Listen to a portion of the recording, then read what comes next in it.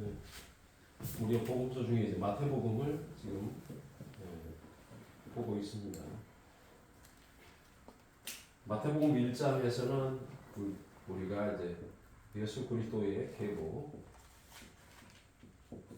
이 계보가 이제 하나는 아브라함이고, 그 다음에 하나는 다윗의 자손이라는 개념이고, 그게 있고, 그 다음에 이제 그 탄생, 예수 그리스도의 탄생 관한 기록들이 이제 있어요. 그 다음에 이제 요거 넘어가면 곧바로 이제 그 2장으로 들어가죠. 한번 볼까요? 마태복음에 이렇게 보시면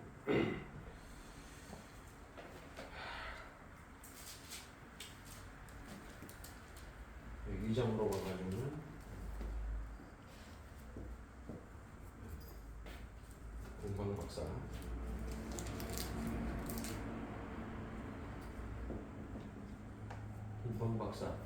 동방박사가 이제 방문을 하죠. 이제 지난 시간에 이제 동방박사 방문을 한 것까지 제가 본 것 같아요. 여기가 이제 동방박사가 왜 예수 그리스도 나심에 대해서 예수 그리스도에 관하여 이게 신방을 와가지고 경배를 하느냐, 이 부분. 이건 기록을 그냥 이게 일어난 일이잖아. 신화적 내용 아니잖아요. 실제로 일어나는 게. 근데 이거를 역사의 한 사건으로서 기록하게 되는 이유가 뭐냐? 이게 이제 성경을 기록하기 위한 계시의 이제 특별한 역사가 있고, 교회사의 특별한 역사, 이거 구분된다. 이게 특별한 역사라 할지라도 성경을 기록하기 위한 역사, 성경이 하나님의 말씀으로서 우리에게 주어지도록 하기 위한 그 역사하고 교회의 하나님이 특별하게 역사하는 것은 구분을 해야 된다. 이 부분들을 우리가 보면 이런 사건은 예수 그리스도의 오심이 역사적인 사건이다. 그러니까 우주적인 사건이면서 하늘나라에서 이 자연계로 오는 이 오심에 대한 부분을 동방박사라는 유물을 통해서 예수 그리스도를 찬양한다. 네. 이 부분들이 이제 우리가 어떻게 이제 봐야 될 건가, 그 부분이고. 근데 굉장히 그 초자연적인 방식이 여기에 도입되고 있어요. 초자연적. 동방박사가 걸어오는 것하고 동방박사를 안내하는 거라고 이 부분들이 기록되죠. 그래서 인도하심에 대한 하나님의 초자연적인 역사가 동방박사들에게도 하나님이 말씀하시고 천사들을 통해서 헤롯을 피해서 가라, 만나지 마라, 그래서 죽음의 위협이 있다 하는 그런 부분들을 가르칠 정도로 우리는 이걸 어떻게 이해를 해야 되느냐 하는 부분들이 단순히 기록되어 있기 때문에가 아니라 성경을 가르치는 자로서에 대한 여러분들이 말씀 사역자로서 이 부분들을 해석을 해서 가르쳐야 된다 하는 부분이고, 그런 의미에서 이제 그 동방박사가 예물로 드렸던 이 부분들이 우리가 황금과 유향, 모략, 황금과 유향과 모략 이런 부분들이 그냥 드릴 게 없어가지고 준 게 아니고, 이 부분들이 뜻하는 의미들을 황금, 그 다음에 유향, 모략 이런 부분들에 대한 것들이 왜 드려졌는가 고민을 해야 됩니다. 그리고 이제 그 동방박사가 이제 있을 때 동방박사가 현재 왕에게 던진 질문. 그러니까 가장 중요한 게 뭐냐면 이런 예물을 하나님께 드리기 전에 동방박사는 이미 왕이 누구냐, 진짜 왕이 누구냐, 실제 하는 그러니까 영적 왕이면서도 동시에 영계의 왕이 천국의 왕이시오, 그리고 이 자연계의 왕이신 이 왕이 누군가에 대한 질문을 우주적 질문을 드린다.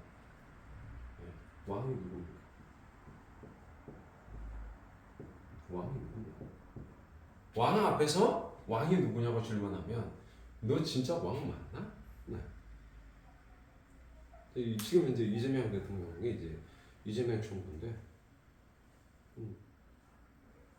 대통령 진짜 맞아? 이래버리면 이제 이게 그쵸? 정체성에 대한 질문이다. 진짜 왕. 그러면 이런 질문을 받을 때 몇 가지로 나타나는 거야. 내가 왕이라고 생각해봐. 그러면 내가 어떤 프로세스를 거쳐서 왕이 됐지? 요새는 이제 선거를 하니까 그렇죠? 그리고 선거를 하는데 이제 한간에 나온 이제 유튜버들의 이제 이야기는 뭐 부정 선거다. 그럼 내가 나는 의도치 않게 부정 선거를 통해서 내가 당선이 됐나? 헤롯 입장에서 나는 로마 가이사에게 돈을 주고 내가 그 당시에 이제 총독을 통해서 갔겠죠, 그렇죠? 빌라도니까. 그럼 빌라도를 통해 가지고 이제 뭐 이게 좀 돈을 써서 그 이돔의 출신인데 에돔 출신인데 정통성이 없는 왕이 되어서 진짜 내가 진짜 이거 제대로 된 왕 맞나? 근데 그러면 이제 자신의 어떤 그 정체성의 아이덴티티에 대한 이런 부분들을 순간에 숨이 막힐 정도로 질문을 받는 거예요. 내가 왕인데 왕이 유대인데 왕이 지금 어디 계십니까? 그러면 이것은 굉장히 중요한 퀘션이다. 그러니까 이 부분들을 여러분 어떻게 해석할 거냐? 성도들에게 어떻게 해석할 거냐? 이거를 한 줄만 설교하고 넘어갈 거냐? 아니면 이거를 이제 동방 박사에 대한 부분들을 이 제가 이제 조금 전에 읽었던 그 신학 서론에 대한 책이 이제 있는데 보면 성경에 어떤 기록된 어떤 증거들이 아주 작은 것만 있어도 아주 적게만 있어도 그냥 그거 보면 기록이 작아. 분량도 얼마 안 돼. 그런데 그거 하나만으로도 충분히 하나님의 계시를 드러낸다. 하는 거. 윤회가 된다는 거. 그러니까 성령께서 계시를 위한 영감을 준 거 하고 그 다음에 성령의 조명하고는 기록된 계시를 갖고 우리에게 깨달음을 주는 밝혀주는 일루미네이션에 대한 이 조명 이 부분은 구분을 하고 있어요. 왜 구분을 할까요? 성령의 영감을 받아서 기록을 할 때 사람이 인간 저자가 기록을 할 때 인간 저자가 갖고 있었던 사고와 태도와 습관과 이런 모든 것들이 전격적으로 동원 안 되고 로봇처럼 기록했냐 이건 아니랍니다. 그러니까 모세의 생애 속에서 하나님의 특별 계시가 들어간다. 그런 거죠. 그러니까 모든 그런 내용들 속에서 하나님이 온전히 이것들을 역사하고 있다는 것들을 기록하고 있는 성경 전체가 작은 부분. 그러니까 그 부분 기록된 성령의 영감으로 말미암아 기록된 이 말씀이 계시가 기록된 것을 읽어갈 때 성령께서 조명을 해줬어. 비춰주니까 성령의 내적 조명을 통해서 뭐가 일어나요? 하나님의 말씀이 믿어지는 거죠. 믿어지니까 기록된 이 계시의 모든 성경이 하나님의 말씀이다라고 고백을 하게 되죠. 그래서 신앙 고백이라고 나오게 돼요. 그러면 헤롯한테 이런 질문을 던지면 이 사람이 어떻게 주 앞에서 신앙 고백을 해야지. 그렇죠? 동방 박사가 메시지를 들고 왔는데 잠을 자고 있던 유대인들 이게 율법 박사들이나 이런 그 당시에 말하면 신학자들 그죠? 오늘날로 말하면 그렇죠? 조직 신학자들 잠을 자고 있는 성경을 쫙 구석에다가 쳐박아놓고 언제 메시아가 온다는 건 알긴 아는데 이거 도대체 찾아본 경험도 이러니까 얼른 이제 막 찾아가지고 미가세를 찾아보니까 이게 베들레헴에서 난다고 했는데요.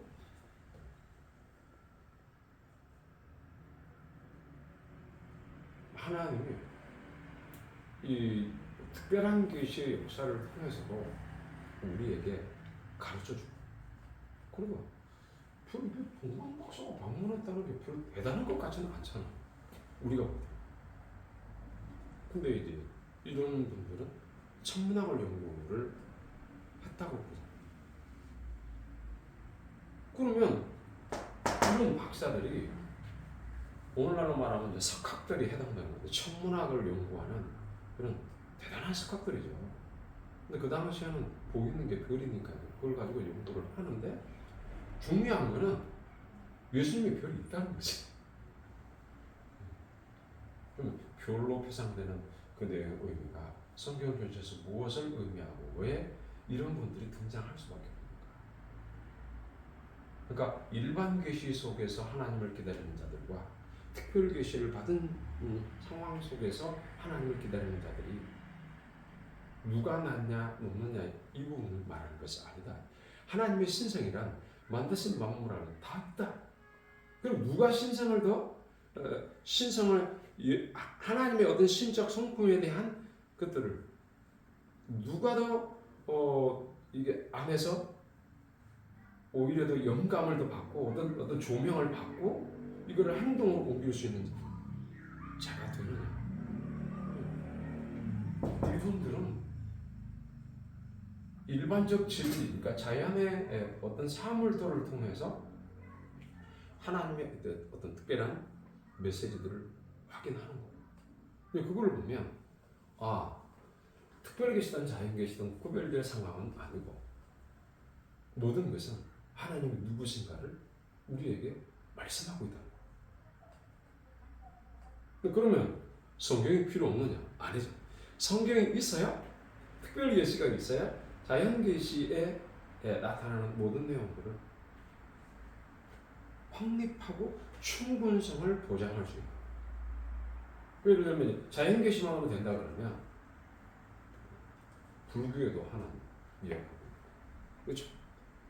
마음의 쪽에서도 이슬람 쪽에서도 하나님을 말하고 있는데 그럼 힌두교에 자신들이 만들어낸 하나님을 말하고 있잖아요. 그럼 뭐 어떻게 구분하냐? 다들 진리를 향해서 참된 진리를 향해서 추구하는 자들이 있기도 하고 없기도 하고 이거를 이제 현자적 개념에서 풀 수 있겠지만 중요한 건 이들은 현자라고 말하겠다. 그러니까 지혜로운 자들이다. 하늘의 이치를 나름 찾아내려고 애를 쓴 사람들인데 하나님 이들에게 기회를 주는 거죠. 그래서 성경 갖고 있지, 성전이 있지, 예배가 있는 이 잠자는 기독교인들을 깨우는 거예요. 동방 박사도 성경을 봤다고 봐야 되나요? 성경을 봤다가 아니라 자연 계시 속에서 하나님의 모든 만물은 자연 계시 속에 있는 거고 자연 계시라는 것은 그 창조된 피조 세계가 하나님을 드러내고 있다. 다만 드러내고 있는 그 하나님에 대한 인간의 죄로 말미암아 알지 못하는 죄가 그 부분들을 어둡게 만드는 거죠. 그러니까 그거를 하나님이다라고 말을 못하는 거예요. 그러니까 하나님이라는 것을 표현을 못 해내니까 눈에 보이는 것들을 통해서 하나님을 표상시키는 것들이 우상이잖아요. 이거를 신성의 왜곡으로서 오는 현상입니다. 그럼 이들은 뭘로 이해를 해야 되나? 분명히 성경은 기록하고 있는데, 네? 참된 모든 이제 자연의 모든 계시의 흐름들은 결국은 특별 계시 속으로 와야만 자연이 빛이 나는다. 네. 그러나 자연 계시가 특별 계시와 다르다는 것이 아니라 하나님을 의미하는 하나님을 드러낸다는 측면에서 특별한 계시의 내용이 같아요. 특별하다는 거죠. 자연 계시도 특별하다. 네. 그런 의미에서 이제 이 부분들이 일반 유대인들 이외에 유대에 여기에는 이제 이쪽 이 동방박사는 이제 주로 어느 지역의 사람들일까요? 동방박사 근동 지역에 있는 그러니까 예루살렘 이쪽 중심이 아니라 아라비아 쪽 개념으로 볼 수 있는. 그러니까 요게 유대. 이 부분들이 우리가 여기는 약속이 있잖아요. 그렇죠? 약속의 내용을 갖고 있어요. 그러니까 언약의 내용 속에서 메시아를 대망한단 말이에요. 그런데 이쪽에서는 메시아를 대망하는 이들에게 메시아가 났음에도 모르고 있는 상황이고, 이쪽에서는 메시아가 날 것을 알고 하나님이 가르쳐주는 방식. 그래서 이제 동방박사의 방문에 여기가 이들이 어떤 존재다 이 부분들보다는 이들이 던진 메시지가 왕이 누구냐, 왕이. 근데 어떤 왕? 유대인의 왕이 누구냐? 이슈 유대인.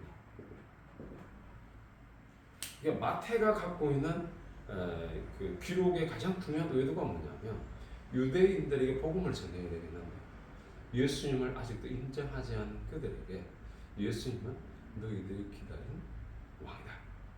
참된 우리의 왕이다. 그걸 말하고자 하는 거죠. 그래서 마침 예수님이 탄생하셨을 때 동방박사가 그에게 찾아와서 경배한 이 초자연적인 은혜들을 확인하게 함으로써 유대인들의 그 잠자고 있는 메시아 사상을 깨운다. 그런 측면에서 하나님이 사용하셨다. 그러면 결국 이 질문은 뭐냐면 너희들이 지금 눈에 보이는 왕은 참된 왕이 아니라 두 번째 그런 게 있죠. 빌라도에게도 가이사만이 우리의 왕입니다라고. 그렇죠. 유대인은 그 예수님은 우리의 왕이 될 수 없다는 이 질문.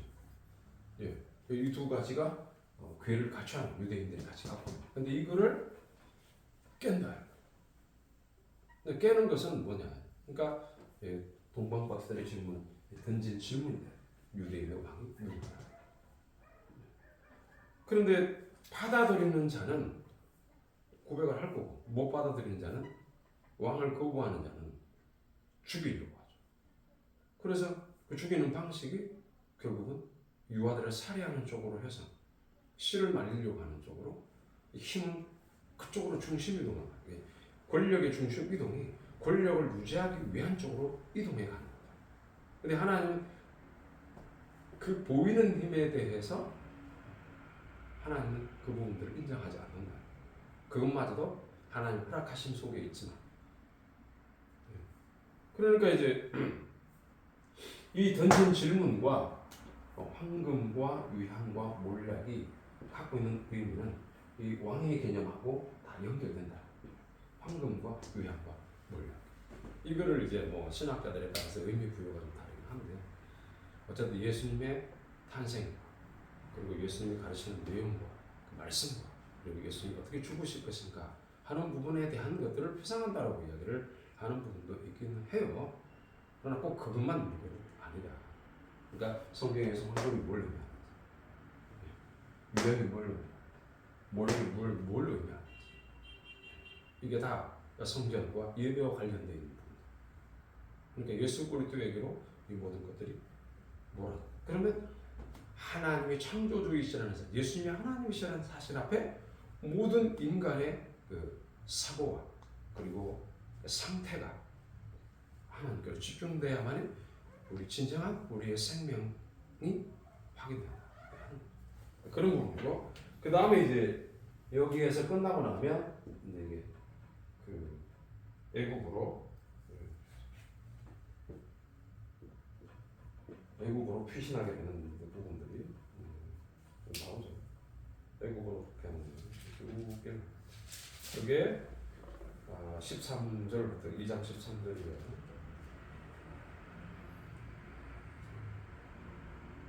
살해 의사가 드러나기 시작하니까 주님이 주의 사자들을 통해서 주님의 사자가 요셉에게 현몽을 한다고 했죠.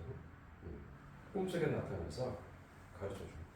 헤롯이 예수님을 죽이려고 한다. 아기를. 그러니까 엄마를 데리고 모친을 데리고 애국으로 피해. 애국으로 내려갔다. 이것을 이제 15절에 보면은 애국에서 내 아들을 불렀다 이렇게 됩니다. 그러니까 애국에서 내 아들을 불렀다 이런 의미가 무슨 뜻이냐면은 왜 애국으로 내려간? 왜 애국으로 내려가는? 그러니까 그 우리가 이 애굽으로 이 애굽의 의미가 이제 무엇인지에 대한 부분들이 우리는 첫째는 이제 그 죄를 표상하는 쪽으로서 애굽을 말하는 거예요. 죄. 그러면 아말렉 같은 데도 이제 죄를 표상한다고. 근데 여기에는 죄이면서도 죄와 동시에 있으면서 애굽에서 뭘 해요? 유대인들이 클 수 있는 유대인들이 60만 대군을 만들어내는 복음자의 역할을 해요. 그러니까 죄를 상징하면서도 동시에 여기는 메스데의 개념, 둥지의 개념. 그러니까 하나님의 은혜가 동시에 같이 자라요. 그러니까 우상 숭배의 본고짐과 동시에 여기에 하나님의 보호하심과 은혜가 동시에 약속으로 같이 가 있다. 이런 부분들이 있는. 그러니까 유대인들의 입장에서는 애굽이라는 의미 자체가 이제 표상하는 것은 우리 조상들이 애굽으로부터 나왔다 이게. 아브라함도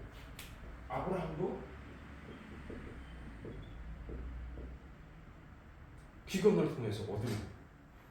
기근을 통해서 애굽을 내려고. 그렇죠? 그 다음에 이삭도, 야곱도 가잖아. 그러니까 아브라함, 이삭, 야곱 다 관련이다. 네. 이것은 뭘 의미하냐면 내 아들 애굽에서 내 아들을 불렀다. 의미 자체가 이거는 예수님을 맏아들 장자로서 그 개념을 여기에 표상하고 있단 말이야. 그러니까 애굽의 여기가 애굽 출애굽을 이루어지는 이 출애굽에 대한 부분이 결국 장자 첫 것을 하나님께로 돌려야 한다는 이 의미가 무엇인가를 표상합니다. 그러니까 only begotten son이라는 독생자 예수 그리스도만이 구원을 이루어내시는 분이라는 사실을 이게 10가지 재앙 가운데 마지막 재앙 장자를 치는 재앙 속에 이것이 있다는 것을 마태복음을 읽는 유대인들에게 확인케 합니다. 예수님이 애굽으로 내려갔다. 그래서 내 아들을 이루어지게 했다. 이게 애굽에서 내 아들을 부른다. 이 말씀 한마디가 이 한 구절이 출애굽 전체를 한마디로 요약한 거다. 출애굽 전체가 요 한마디 안에 다 들어가 있다. 근데 그 다음에 이제 보시면 그 이후 이제 헤롯이 유아를 이제 살해하는 부분들이 나오죠. 그래서 이제 라마에서 슬퍼하며 크게 통곡하는 소리가 들리는 라헬이 그 자식을 위하여 애곡하는 것이라 그가 자식이 없으므로 위로받기를 거절하였도다 함을 이루려 했다. 그러면 이제 여러분들이 이 말씀도 이제 어디에 나오는 말씀인지 예레미야로 말씀입니다. 그렇죠? 예레미야. 자, 위에는 선지자로 말씀한 바라고 했고, 그 다음에 이제 밑에는 예레미야로 말했다. 라마에서 슬퍼하며 크게 통곡하는 내용들이 여기에 있다.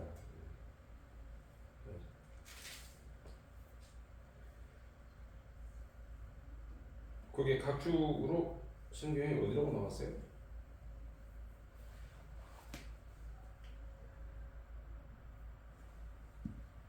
31장 15절인가요?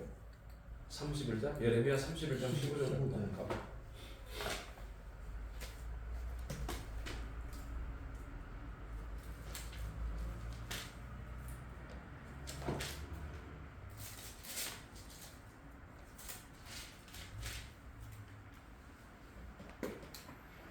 여호와께서 여러 가지 말씀하시니라. 라마에서 슬퍼하며 통곡하는 소리가 들리니 라헬의 그 자식 때문에 애곡하는 것이라. 그가 자식이 없어져서 미래를 받기를 거절하는도다. 네.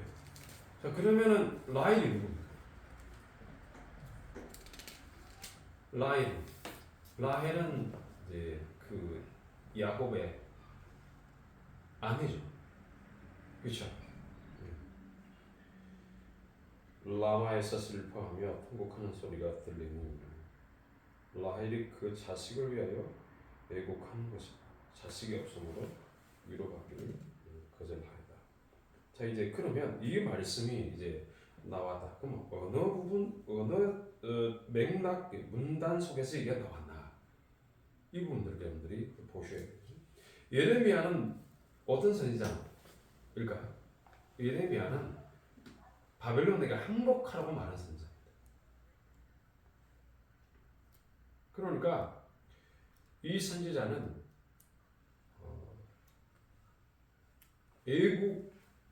애국하는 일에, 자기 나라를 지키는 일에 여기 신경을 쓰지 말고 그냥 붙잡혀 가라. 쓸데없는 죽음을, 개죽음을 당하지 마라. 그냥 끌려가라. 끌려가는 게 하나님의 뜻이라는 겁니다. 왜냐하면 70년이라는 포로 생활을 마치고 나와야 되니까. 하나님의 계획과 그 뜻은 70년의 포로 생활을 통해서 이 자기 백성들에게 하나님이 유일한 구원자라는 사실을 메시지를 주시려고 하는 거예요. 어떻게? 체득하게 하는 거예요. 내 몸속으로 경험하게 하는 거예요. 온몸으로 경험해서 예수님이 하나님이시다는 사실을 이거를 만들어내야 돼요. 하나님이 액기스를 나오게 만들어야 돼요. 주님이 70년 동안에 우리의 죄로 인해서 자신이 한탄하고 그래서 그 포로 기간이 끝나니까 주빌라테가 왔다. 이런 부분들을 통해서 기쁨으로 막 느껴지는 이 구원의 결정적인 경험을 그 고난의 역사 속에서 확인하는 이것이 왜이냐는 거예요. 왜 하나님이 이것을 기록하게 했나? 우리는 쉽게 이제 죄 때문에 우상숭배를 많이 해가지고 라고 말하고 있잖아요. 근데 실질적으로는 이게 하나님이 누구신가를 드러내는 하나님의 신성의 충만함을 채워주는 것으로 하나님이 재창조하신다는 뜻으로서 주어진 거고, 이것이 예수 그리스도에게로 모든 것이 이제 성취돼요. 그래서 예수님을 통해서 하나님의 새로운 교회가, 천국이, 하나님의 나라가 세워진다는 사실을 온 이 성경에 그 일어났던 모든 역사적 사실들이 바로 예수 그리스도에게로 의미가 함축되어져서 풀어진다. 그거를 온몸으로 겪는 나라는 나라라기보다는 교회죠. 온몸으로 겪는 이 과거의 옛날의 교회가 바로 유대예요. 교회죠, 나라가. 그러면 이런 질문입니다. 가짜 종교 지도자들 진짜와 가짜가 뭐예요? 진짜는 하나님 편에 선다. 가짜는 하나님 편에 선척하면서 자기 배를 챙기는 겁니다. 여기는 정경이 아니라 정치와 종교가 유착된 거죠. 그러니까 그 당시에 사제계급이에요. 이게 이제 그렇게 갑니다. 그런 시스템이 권력과 종교와 권력이 만나서 있는 그런 상황. 선지자가 왜 특수한 직종이죠. 특수한. 하나님 하도 말을 안 들으니까 세워서 메시지를 주면서 전달자로 쓰이는 거예요. 한시적이죠, 한시적. 특수한 직무로서 하나님 일으키시는데, 그럼 예레미야는 뭐 하는 사람이에요? 그냥 바벨론으로 붙잡혀가라. 항복하라. 쓸데없는 애국 운동하지 마. 그거예요. 아무리 운동해도 일어날 전쟁은 일어난다는 거죠. 그러니까 이 부분들을 이게 살상이 일어난 부분들을 고군고문 순종하면 괜찮잖아요. 그냥 생명을 유지하면서 가니까. 근데 그것마저도 나는 거룩한 사람이니까 안 된다. 이방인들하고 어떻게? 근데 하나님은 그쪽 가서 실컷 두들겨 맞으면서도 느부갓네살을 가르쳐야 되잖아. 응? 실컷 두들겨 맞으면서 억울함을 당하는 것 같은데 느부갓네살이 뭘 고백하게 해요? 다니엘세? 천상천하에 하나님밖에 없다는 거. 이걸 고백하게 하시려고 하나님이 70년 포로 생활을 하게 하는 거잖아요. 그게 다니엘서 아닙니까? 그 우리는 하나님의 그 뜻을 못 보고 어떻게? 아유 안 됩니다. 근시안적으로. 우리를 왜 체포해 갑니까? 자, 우리 독립운동합시다. 막 그런다고 그게 되냐고요? 아까운 생명만 잃지. 우리나라 지금 나라가 어렵다 그러니까 돈 많은 사람들이 다 미국으로 빠져나가요. 김영원인가 IQ 200몇십팔, 78인가 되는 이 친구는 이제 본인이 이제 신학 대학교 다니면서 이제 뭐 신학 석사 과정에 있다는데 나는 이 좌파 쪽에서 있을 수가 없으니 나는 이제 망명을 한다는 뭐 어쩌다는 거야. 그래서 참 예수 믿는 사람이 아닌가.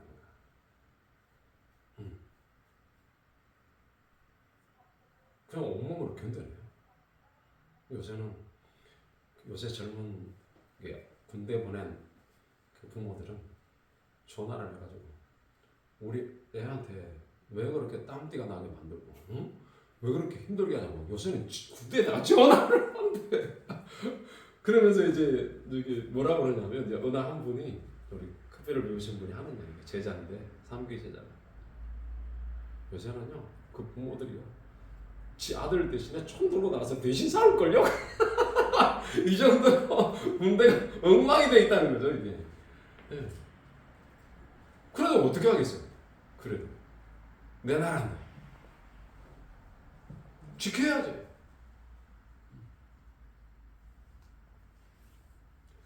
자 이런 이제 참 현실적으로 해석을 하다 보면은 그런 게 이제 이해가 되긴 한데 그러나 진짜로 주님을 믿는 사람 입장에서는 종교 지도자 입장에서는 사실 밥벌어물 일이 없어지잖아요. 거기가.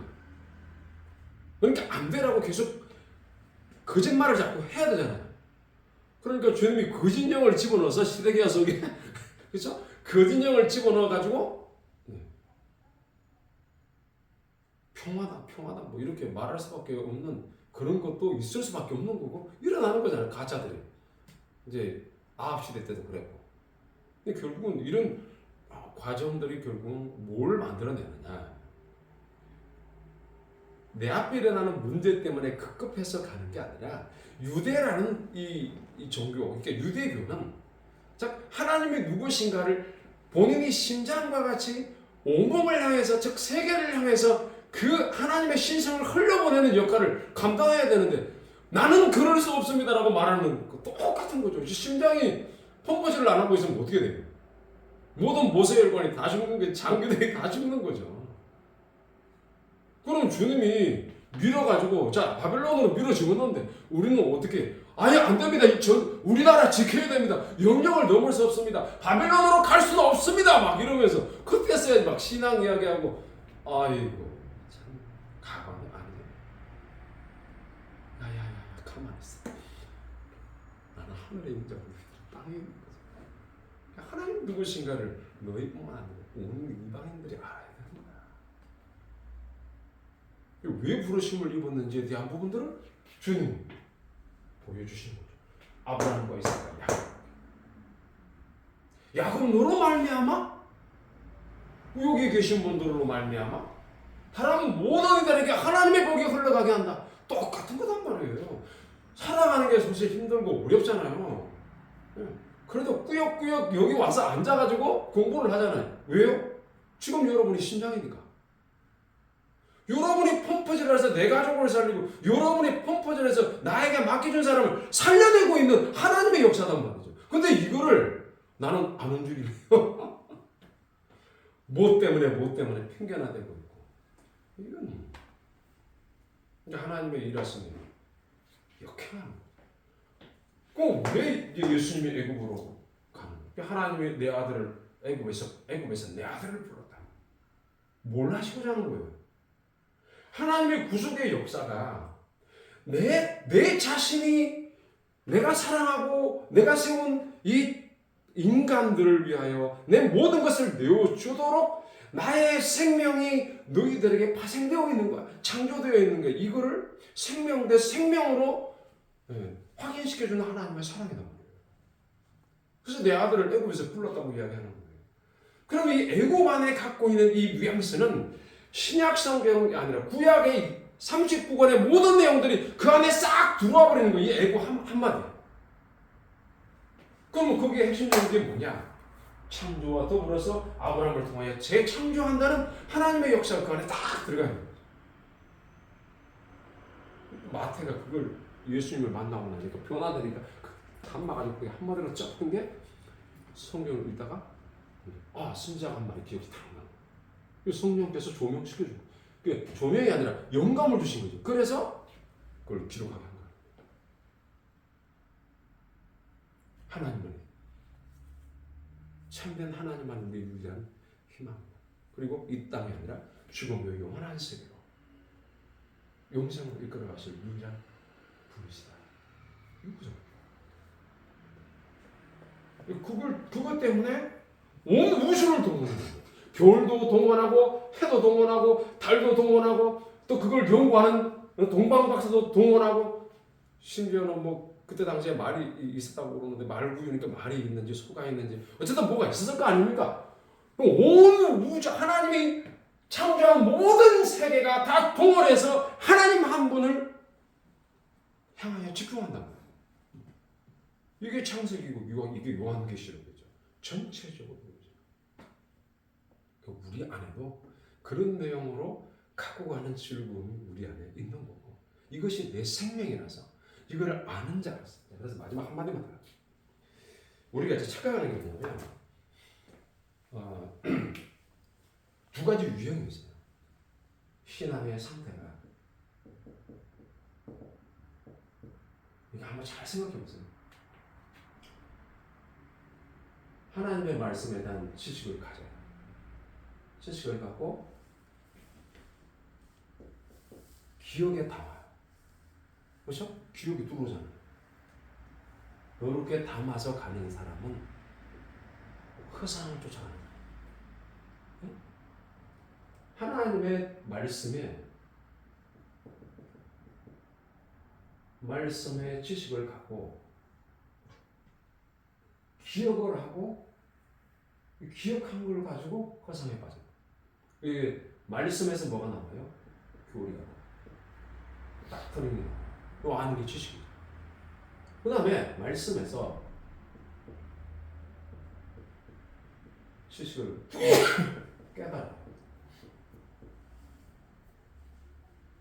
깨닫고 나서 이거를 순종을 해요.